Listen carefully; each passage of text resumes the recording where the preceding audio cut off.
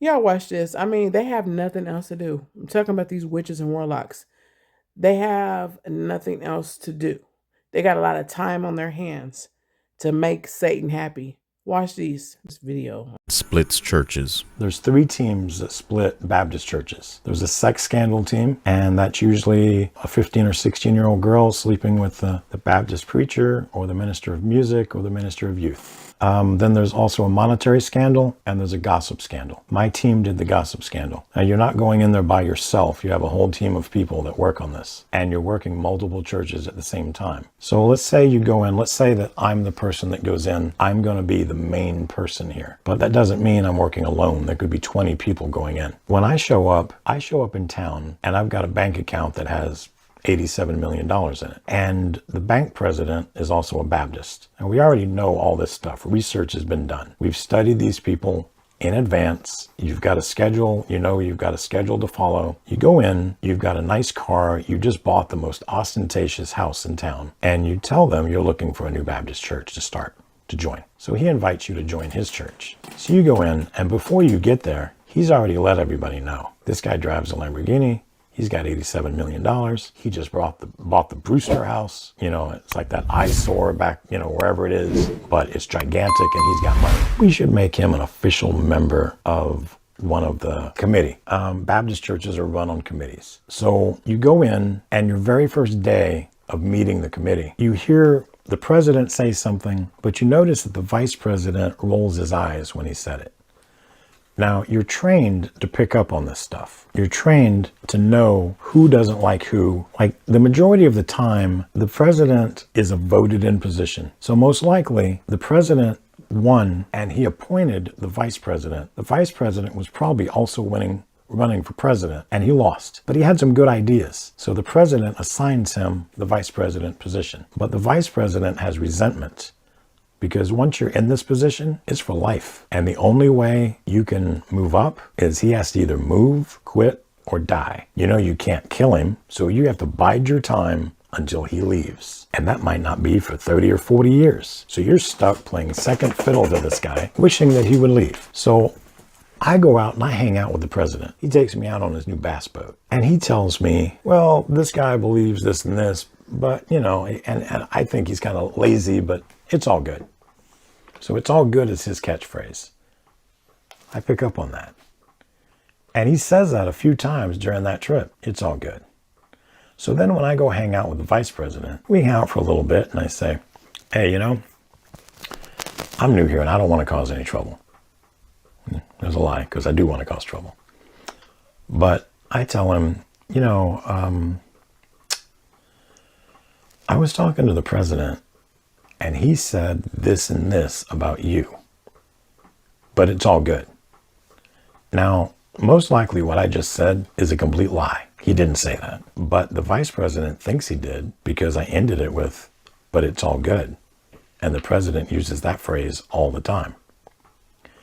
So I keep talking away with all the different members, and I tell all of them stuff that somebody might have really said, or maybe they didn't really say it. But I always say, you can't say anything to anybody, because if you say something, they're going to know I said it because he told me. Now, once I have put in all the different spices and stirred the pot up really good, then I go to the Baptist preacher, have a meeting with him, and I tell him, listen, I'm new here and I don't want to cause any trouble.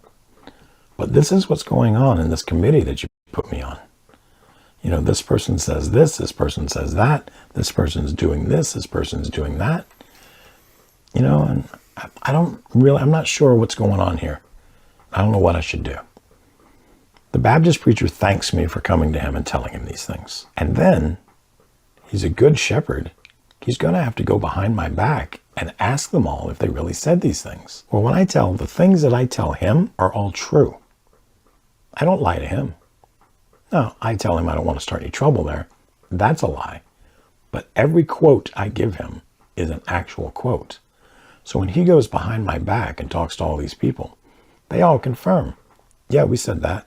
Yeah, I said that about this person or that person or, whatever it is. They all confirm these things. So from the Baptist preacher's perspective, everyone's got a bad problem with gossiping, talking about people behind their back. The only person that seems to be telling him the truth is me. So he goes to the president. Now, the way the devil sets this up, if the president steps down, this whole problem goes away. It's just the way it works. If the president steps down, all the infighting goes away. And so the pastor asked him, listen, if you step down, everything would be fine. But this is when that guy realizes this was a popularity contest and I won. I ain't going nowhere. And the vice president realizes if he doesn't go anywhere, I can't move up. So in his frustration, he leaves the committee. He quits. Now, here's what the devil counts on. If the vice president leaves the committee, half the people will be on the side of the vice president, and the other half are with the president. And there's overwhelming evidence that if the vice president quits, the committee will split. And if the committee splits, the church will split. Half the people approximately stay at the church. Half the people approximately quit.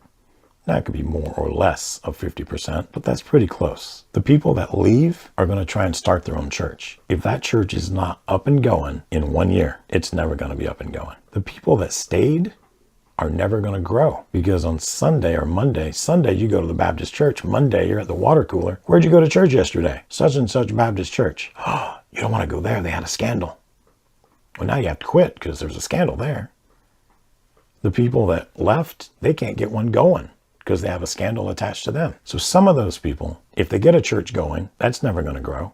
It's going to be that group of people, and it's never going to expand from there. Some people are going to be reabsorbed back into the community and go to other churches. Some people are going to go back to the original church, but some people are going to have a sour taste in their mouth about religion and never go back.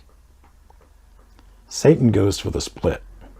He doesn't want the church destroyed. He doesn't want everyone to leave. He doesn't want the building to be crumbled. He just wants a split. And that was my job. That was one of my jobs.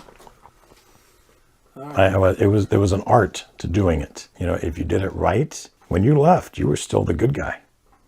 No one suspected it was you. No one, the Baptist preacher sure doesn't suspect it was you because everything you told him was the truth. We stopped attacking the Baptist church in the 1990s because they accepted sexuality. They accepted abortion. Their miniskirts, they stopped wearing floor-length dresses. They started wearing miniskirts to church. So we watered down their faith. And we stopped attacking them.